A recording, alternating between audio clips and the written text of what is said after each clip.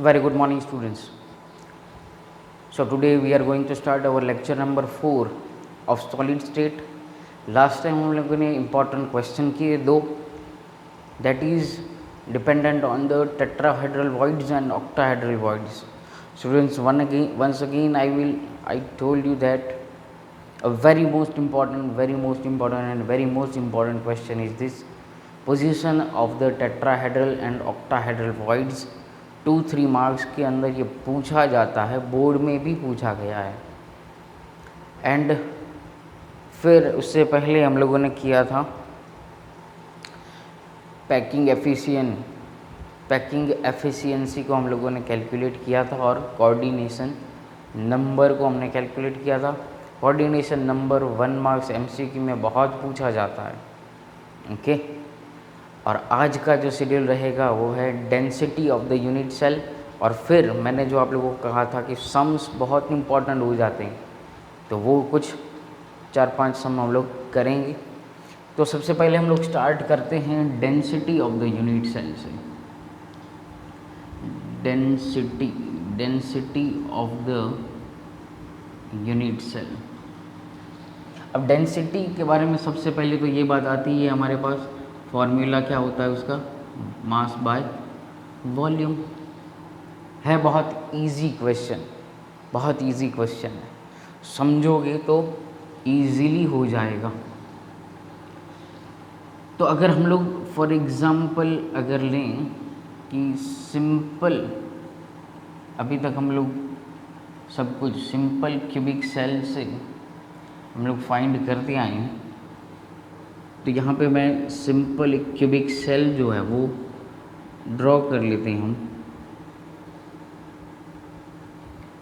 तो simple cubic cell के अंदर इसे हम लोग क्या कहते हैं, as length, breadth and height. तो यहाँ से हमें वॉल्यूम तो मिल जाता है, volume of unit cell is equal to क्या मिल जाएगा, ए क्यू। लेकिन हमें अब चाहिए mass of the unit cell, वो उसके लिए हमें क्या करनी है, टेक्निक यूज़ करेंगे। तो यूनिट सेल के अंदर कौन प्रेजेंट होता है, तो एटम्स प्रेजेंट होते हैं। तो ऑब्वियस है कि यहाँ पे जो मास हमें चाहिए वो किसका चाहिए, एटम का चाहिए, एटम का मास चाहिए। लेकिन अब यहाँ पे हम लोग सिंपल क्यूबिक सेल की बात कर रहे हैं, तो ये भी इम्पॉर्टेंट है कि कितने एटम्स वहाँ पे प्रेजेंट है। तो उसे हम लोग नाम देते हैं rank of unit cell. Rank of unit cell कितना हो जाएगा, यहाँ पे Z, सपोज करो कि Z है। फिर अब यूनिट सेल के अंदर टोटल यहाँ पे कितने एटम प्रेजेंट होते हैं, only one atom is present in the simple cubic unit cell. तो यहाँ पे हमें तो किसका मास चाहिए, एटम का मास। लेकिन हमें molecular mass of the atom वो पता होता है, क्या होता है मॉलिक्यूलर मास, ये पता होता है। Molecular mass is equal to what, 6.022 into 10⁻23 into mass of atom. तो यहाँ से हमें पता चल जाएगा,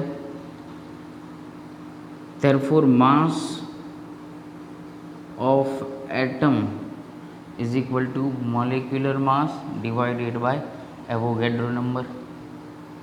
therefore density is equal to, mass कितना मिला हमें, Z इंटू मॉलिक्यूलर मास, कितने एटम्स है वो तो पता चलना चाहिए, a cube divided by Avogadro number. बात खत्म। 2 मार्क्स में ये क्वेश्चन पूछते हैं, derive formula of density for unit cell. Okay, बहुत ही इजी क्वेश्चन था। आगे बढ़े सम्स के अंदर, पहले एक्सरसाइज के क्वेश्चन दो और फिर कुछ मैं अपनी तरफ से कुछ एक्स्ट्रा सम्स जो है वो आप लोगों को करवाऊंगा। सबसे इम्पॉर्टेंट है फॉर्मूला पूछते हैं ये लोग कि भाई ए एटम में अगर HCC या HCP अरेंजमेंट कर रखी है या BCC या FCC अरेंजमेंट कर रखी है, तो इसका फॉर्मूला बताओ। लेकिन यहाँ पे most important 2 points,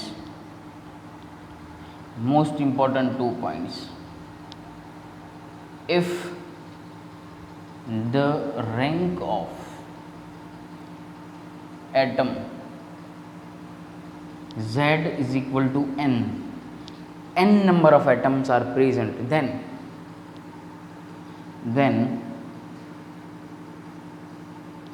voids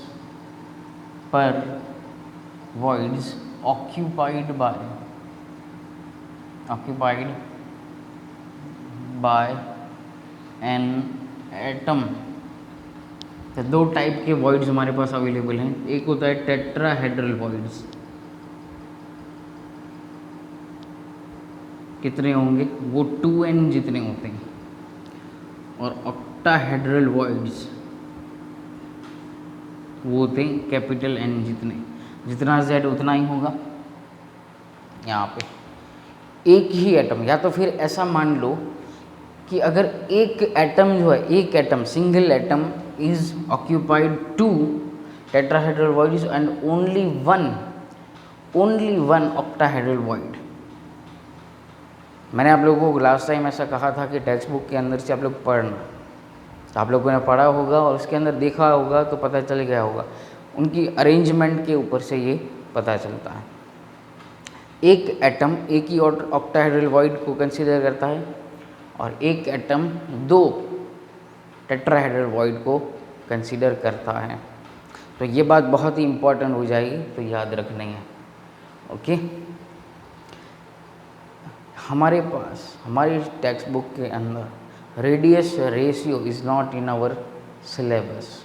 okay, तो वो हम लोग नहीं ले रहे हैं। रेडियस रेशियो पहले ओल्ड सिलेबस के अंदर होता था, लेकिन अभी हमारे सिलेबस के अंदर उसका डेरिवेशन नहीं है। तो अब हम लोग जाते हैं सम्स के ऊपर।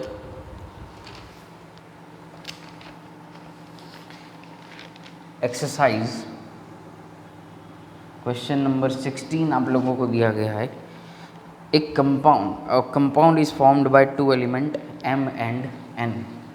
यहाँ पे 2 एलिमेंट दिए गए हैं M and N। The element N forms CCP।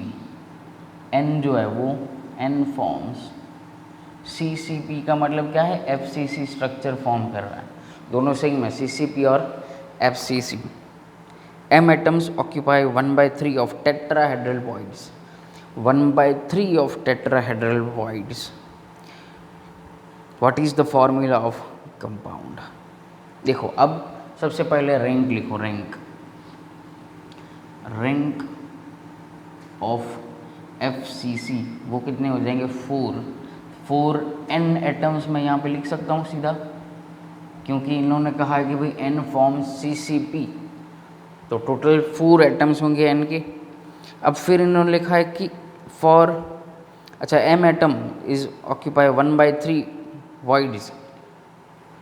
तो यहाँ पे टोटल वॉइड्स कितने होंगे, टेट्राहेड्रल हैं, तो टोटल टेट्राहेड्रल वॉइड्स कितने हो जाएंगे, 4 × 2। हमने लिखा ना अभी फॉर्मूला टेट्राहेड्रल वॉइड्स का, तो 8। एंड ईच M एटम कितना कर रहा है, 8 × 1/3, देयरफॉर 8/3। तो फॉर्मूला क्या हो गया, M 8/3 N 4। This is your answer. बात खत्म, इजी है।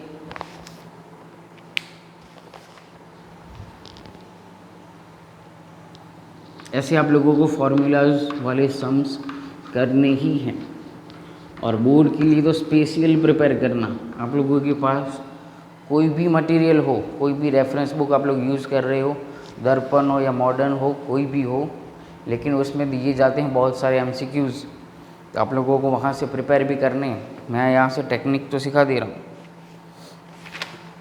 फिर एक्सरसाइज क्वेश्चन नंबर 18 जो है वो भी कुछ ऐसा ही दिया गया है कि एलिमेंट का मास दिया गया है।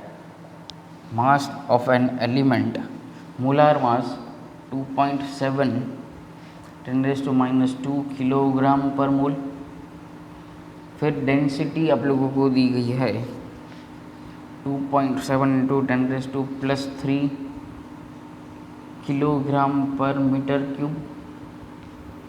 एज लेंथ मतलब ए दिया गया है 405 × 10⁻12 मीटर में लिख दे रहा हूँ, पाई को मीटर है। तो अब यहाँ से आप लोगों को क्या करना है, फाइंड करना है nature of the atom.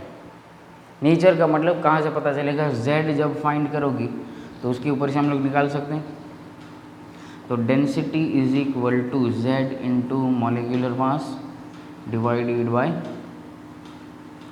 E³ into Avogadro number. अब यहाँ से फाइंड करोगे तो z जो होगा वो 4 मिलेगा, और z 4 होता है FCC के लिए, तो नेचर इज़ 4। आप लोग कैलकुलेशन करो, आंसर आ जाएगा।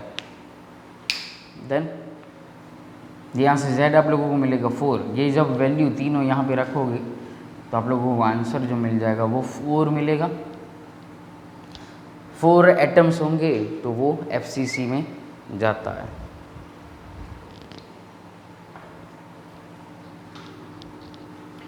चलो अब हम लोग कुछ फॉर्मूलाज वाले सम्स वो करते हैं। ये एक्सरसाइज और एक एग्जाम्पल में भी आप लोगों को सम दिया गया है। ओके, अब फॉर्मूला वाले सम 2-3 मैं करवा देता हूँ। दो element A and B forms a compound in that B forms HCP structure, hexagonal close packing, and A occupy 2/3 tetrahedral voids.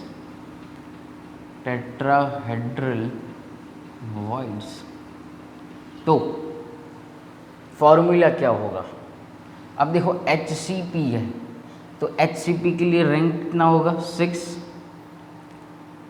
6 atoms यहाँ पे प्रेजेंट होते हैं। डन। तो सबसे पहली बात तो ये आप लोगों को पता होनी चाहिए। अब 6 एटम्स यहाँ पे प्रेजेंट है, मैं सिर्फ यहाँ पे ऐसा बोल रहा हूँ 6 एटम्स आर प्रेजेंट होते हैं हेक्सागोनल क्लोज पैकिंग के अंदर, और each A element is occupied 2/3 tetrahedral voids. तो 2/3 टेट्राहेड्रल वॉइड्स का मतलब क्या होगा यहाँ पे कि एक एटम जो होगा वो 2 टेट्राहेड्रल वॉइड्स जो है वो ऑक्यूपाई कर रहा है। तो नंबर ऑफ ए एटम्स यहाँ पे all occupied by the B, all occupied by B atoms, HCP पूरे B में है, एंड ए एटम 2 × 2/3 हो जाएगा, मतलब 4/3। तो फॉर्मूला यहाँ से क्या हो गया, A 4/3 B। ओके, मतलब क्या हो जाएगा A4 B3। डन। तो बहुत ही इजी था ये, सब कुछ ऑक्यूपाई अगर कर ले तो वही रहेगा B पूरा। चलो आगे बढ़े।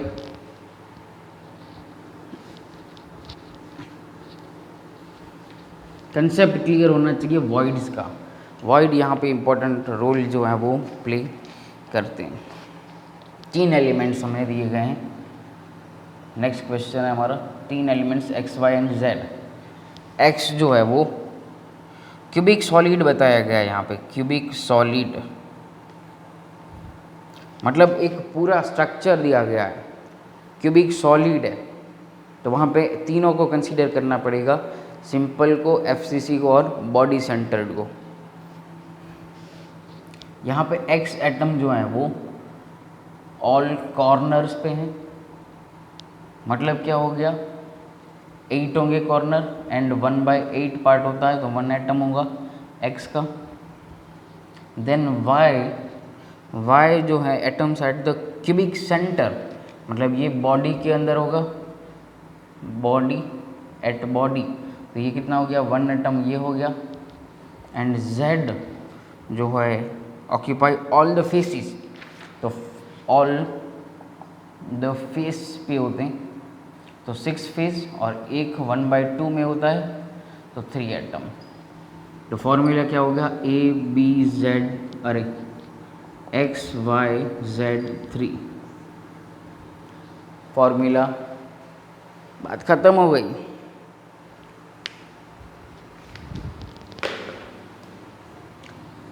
चलो एक और सम, प्रैक्टिस का सब्जेक्ट है, प्रैक्टिस नहीं करोगी तो नहीं आए।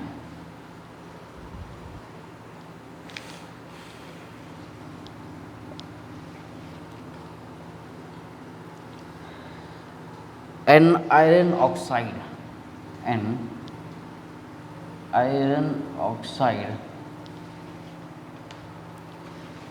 crystallizes in a HCP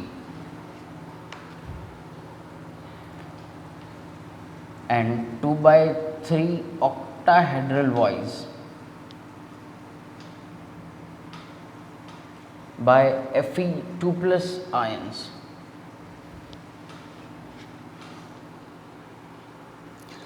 Then find formula.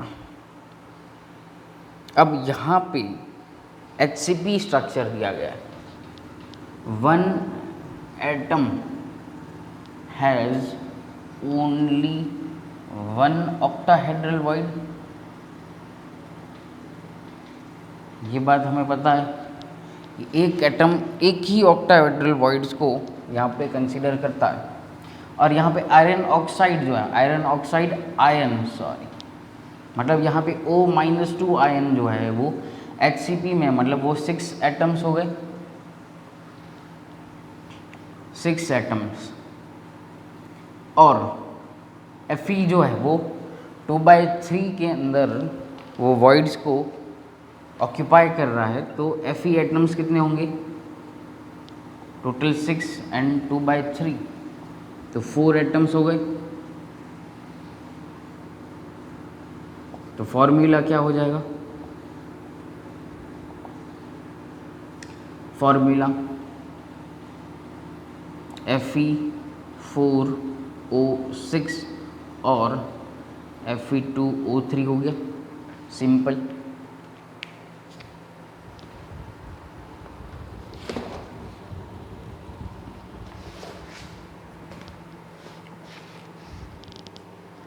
Last सम करें,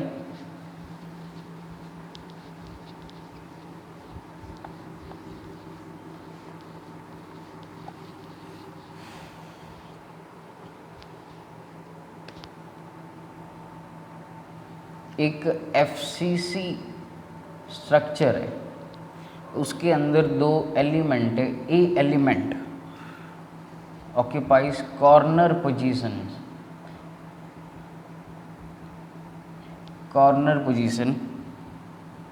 and B occupies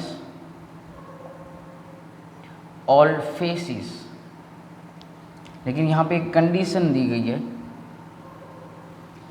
B is missing at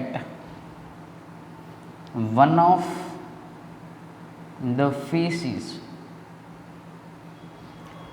then formula find करना है, FCC, A are the corner, A at the corners, तो 8 into 1/8 is equal to 1 atom।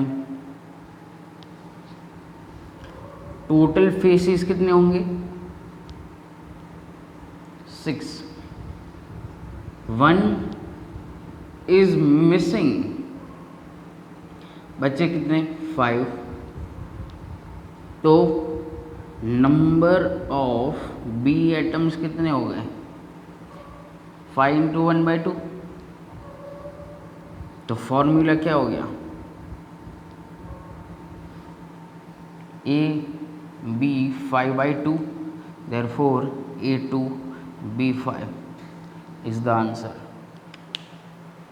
Simple है, ऐसे कहीं पे भी आप लोग कंफ्यूज कर सकते हैं, एक उड़ गया या तो फिर फेस वाले दोनों चले गए या डायगोनली में चले गए या बॉडी वाला भाग गया, तो ऐसे करके कुछ भी कंडीशन देखिए आप लोग कर सकते हैं, प्रिपेयर कीजिएगा एग्ज़ाम के लिए। फिर से बोल रहा हूँ, मोस्ट इम्पॉर्टेंट ये क्वेश्चन होता है और पूछते ही हैं, डेंसिटी के ऊपर या फॉर्मूला के ऊपर ये सम पूछे जाते ही हैं। बहुत सारी प्रैक्टिस करनी पड़ेगी। So thank you and very much.